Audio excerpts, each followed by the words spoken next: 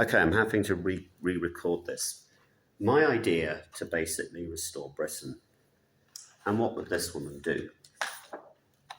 Our greatest ever Prime Minister of the 20th century. I would introduce the dream team in the Conservative Party. Kemi, number one. She's shown her competence to lead. She's just completely, in 5 minutes, taken down Rachel Reeves.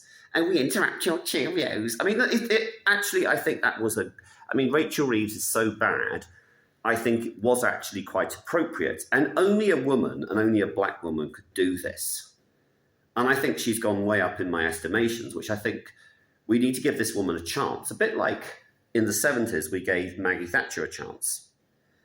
She will apologise for the Conservative Party of old, and she will introduce a new economic plan. She will put Suella Braverman in as Interior Minister. For British viewers, that's the Home Secretary. Finance Minister, I'm not sure, but we either have Rishi or Nigel Farage. I would probably go with Nigel Farage. Now, Nigel Farage has got to eat some humble pie here. He rejoins the Conservative Party and Kemi gives him the job of Finance Minister. That's the Chancellor of the Exchequer for British viewers. And the trouble is with the British is we still basically think we run the world. So we should really rename number 11 the home of the Finance Minister because they do the finance. It's really simple. Rishi possibly as the Chief Secretary to the Treasury, the number 2. I think it would be a good team because even Farage has admitted that you cannot cut taxes until you get public spending under control. You love this one. I've got to re-record this one. That's my education. That's my education policy. Let's come over to the immediate problems to solve the economic crisis that we are in. Right. Measure 1, EHCR. We pull out of it. Bye-bye, British Bill of Rights, yeah? And then, and this is where I think Britain does need a coup, we introduce the death penalty. Enough is enough. Now, for the likes of Adebolajo, the slayer of Lee Rigby, we give him a choice. You go to an ancestral place or we'll hang you. Yeah? We say to the other scum who have committed murder, and there is no doubt that basically you have a choice. You can leave jail and go back to whichever crap hole country you've come from, or we'll put you on the gallows. Very, very simple. We also, and this is controversial, we also go to the groomers. The Pakistani groomers, not the Indian groomers. Okay, there might be some, but we haven't had a national inquiry yet. But we don't have time for this. If you're convicted of groomers, you will have 2 choices. You will have the gallows or go home. And then all the leftists will be going, oh, but they were born in Britain. No. The diaspora concept. If you are from India, and by the way, the Indians wouldn't want you back. Yeah, and we do a deal with Pakistan. We say, look, we'll cut your aid. We could even pay for this. So we say to these guys, go home and take your family with you. Take your parents, take your grandparents, take who the heck you like. If you're involved with that scale of grooming, tatty bye. We don't have time for this. Now, that is going to be the mass deportations. And by the way, we say to these people, and we will probably have to negotiate with the terror state of Pakistan, we say, look, if you can't pay for your ticket home, we will hang you. It's as simple as that.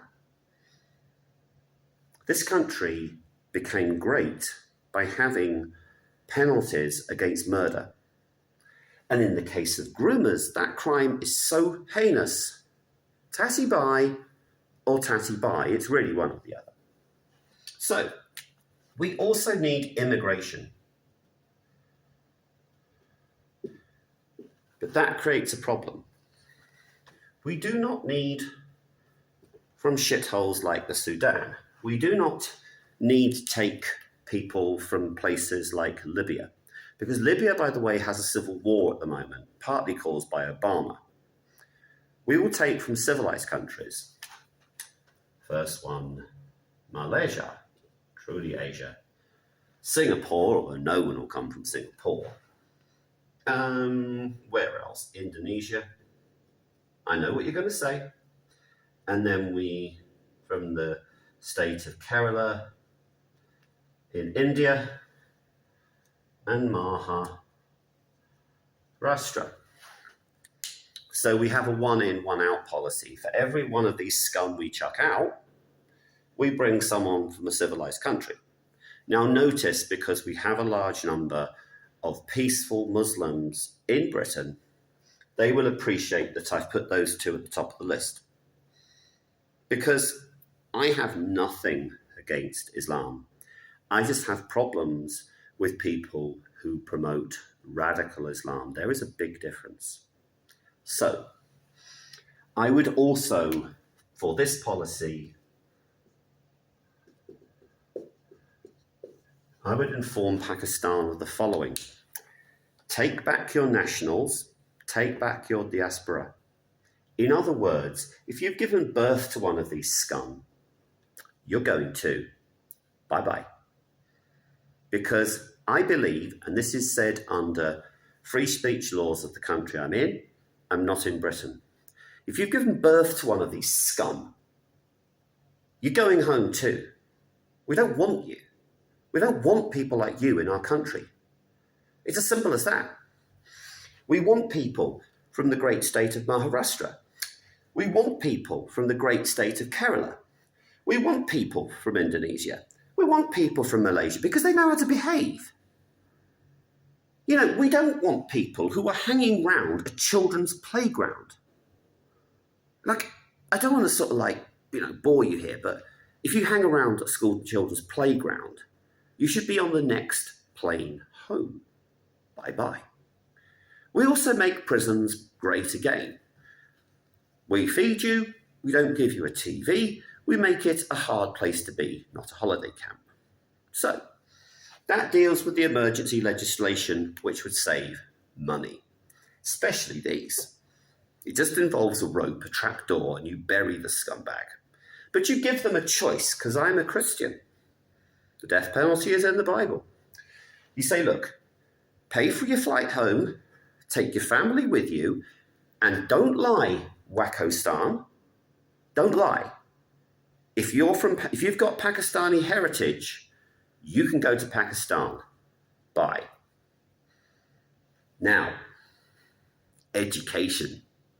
Education, education, education. You're going to love this one. You lefties are just going to love this one.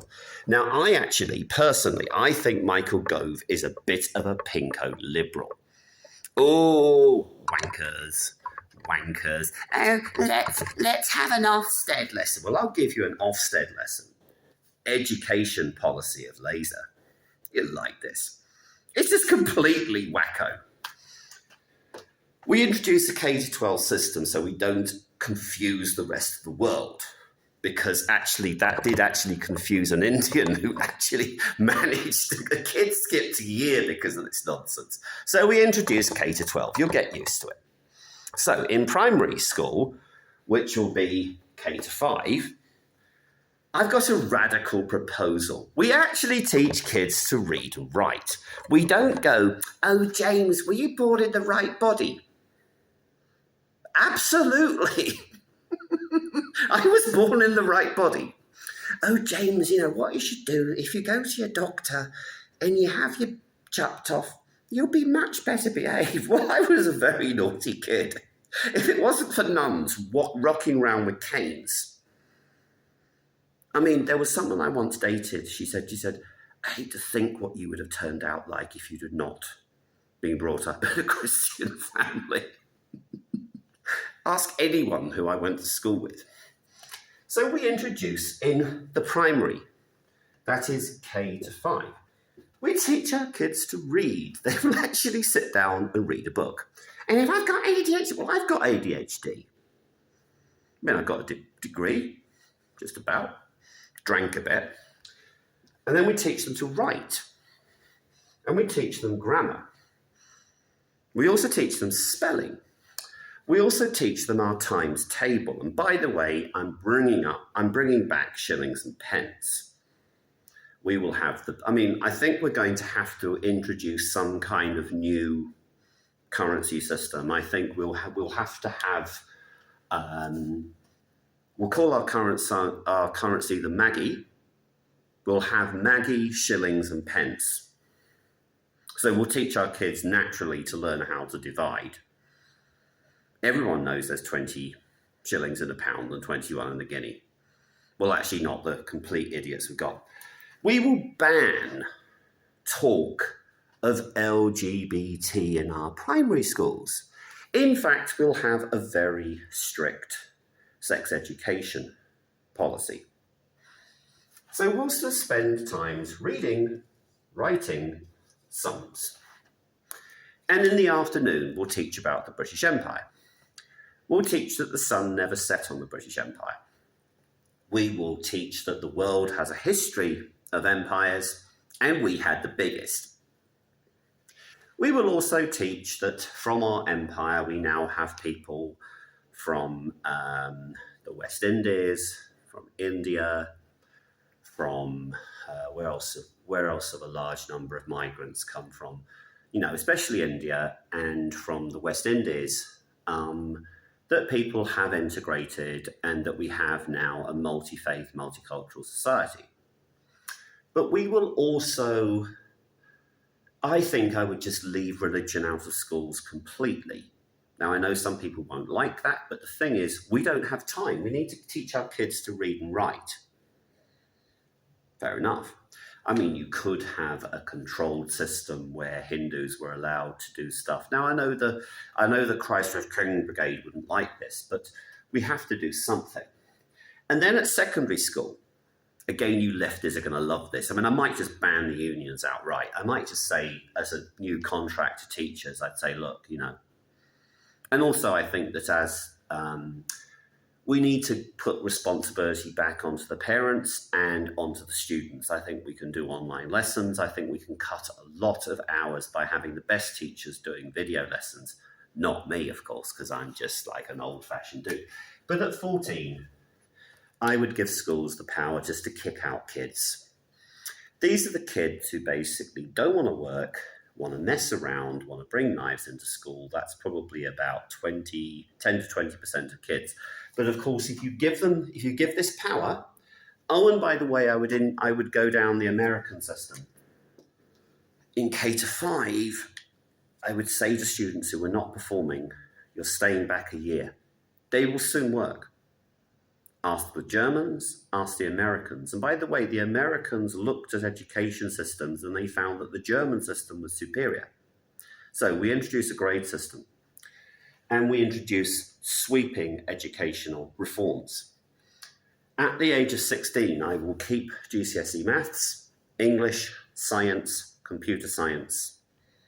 The rest, I will have to do some kind of some kind of emergency thing where we look at the New Zealand, one of the Australian states and Canada, is that we assess students at this age whether they're fit enough to do the next big reform I'm going to introduce. We introduce an English baccalaureate, and if you're not good enough to do it, you leave at 16. Bye.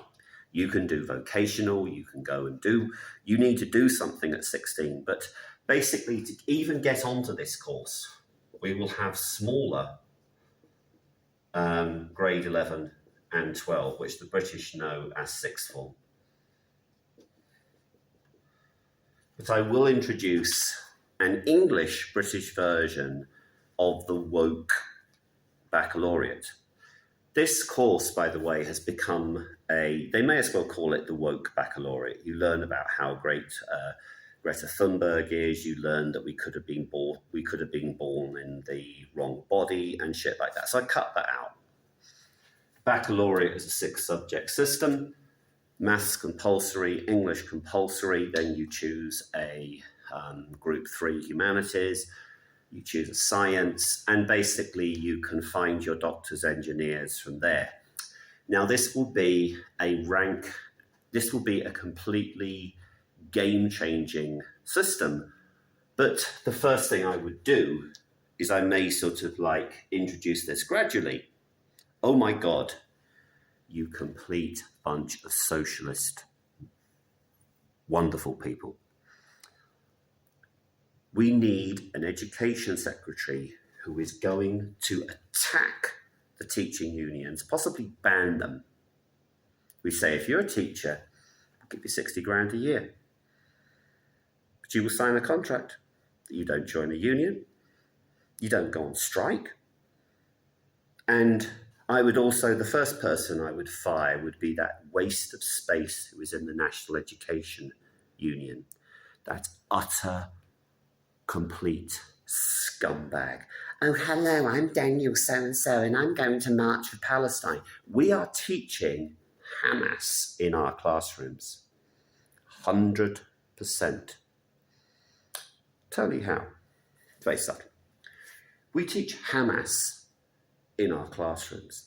And of course, all you Ofsted people are going, oh, no, we don't. You teach Hamas in our classrooms. Because in our history lessons, all we do is we just say how bad the British Empire was. Oh, it was terrible, white privilege. All that does is feed the Hamas ideology.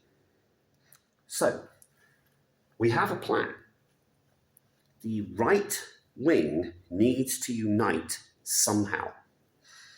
These guys all need to talk. Rishi, because he took a job he knew he was going to lose. He knew our volatile electorate were just going to turf him out after what Liz Truss did. She did a budget which the financial markets rejected. And as Kemi said this morning, the bond markets just want to be paid. They're a short-term market. Fair enough. We're going to face an economic crisis, and we need a team who are experienced in bringing this in. I would also put Zia in, because Zia Youssef, I may put in, or she should put in, because she's got the competence to be Prime Minister. She would place Zia Youssef in some form of culture secretary where he would monitor religious institutions. You can't be seen to be picking on a certain faith. But what you will say, and I'll finish with this, you preach extremism, you preach imposing a law in our country that only does your religion. And I'll give you two examples. One is Scrappy-Doo Nick Tenconi. He's a total and utter tool. And well, you're going to have Christians in our... Who do you want? Robert Jenrick, maybe? Who do you want? Boris? Well, actually, no, Boris is not a Christian. So you have Scrappy-Doo in. I mean, Scrappy-Doo would have everyone swinging the rosary and we wouldn't get anything done. We need to realise that this woman warned us about the boats, told us what we need to do. Rwanda scheme. This guy set in path a way out of this mess. Whether you like it or not, he's been proven to be right. Just look at the debate. He said, Labour will raise your taxes. But the reason why this woman needs to talk to this guy is that Farage is unelectable. This woman has what it takes to lead the country. I'll tell you why. She's a woman. And we do well with women. And she would be our next Elizabeth I, because she would work with this guy, she would work with this lady, and she would work with these two to unite the kingdom. Because as Elizabeth I had a problem, she had large numbers of Protestants, she had a large number of Catholics, and she introduced an institution which is now out of date, which is called the Church of England. Now, you'll say it was Henry VIII. No, it wasn't. The concept of high, middle, and low church really comes down to Elizabeth I, because she was facing a bloodbath. She was facing a civil war. So, This guy, who is a Pakistani born, he knows he has some extremists in his community. Maybe him and who's the chick? Maybe he could make Candy with Lubna as the secretary. That would get her off YouTube as well. You could put those two in, and they would basically they would scrap the Church of England.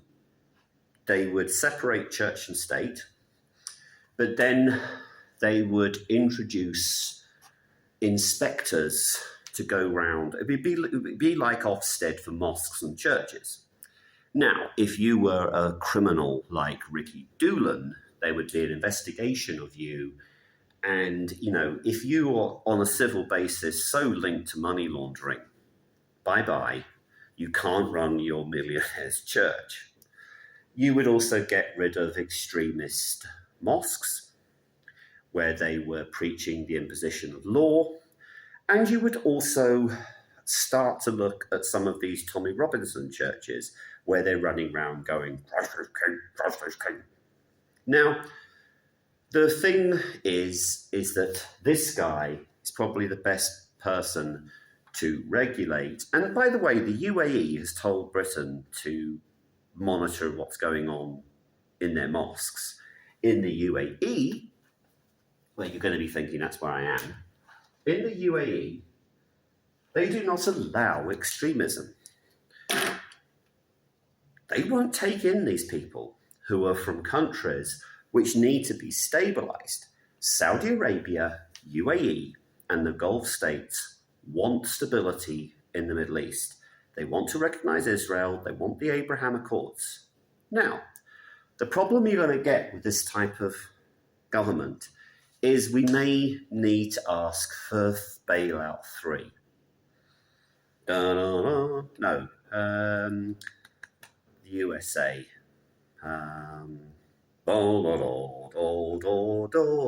The incoming government appeals to President Trump to send in emergency National Guard or troops to enforce law and order. Because if this sort of government ever came in, the lefties would have a meltdown. So to enable a government democratically elected and with a clear mandate, and I think there is a clear mandate, you would need to have extra police and National Guard around. And by the way, we also introduced a Bill of Rights for free speech. Simple. So, our post-Brexit government reduces taxes, reduces regulation. That means that churches don't have to have an officer to go around checking the building is empty. We introduce individual responsibility, and we have a government from all our communities to unite the kingdom. That is laser politics. The previous video was laser economics. The economics policy is proper conservatism, low taxes, low public spending, but to look after those who really need help. James, it's time for your bets.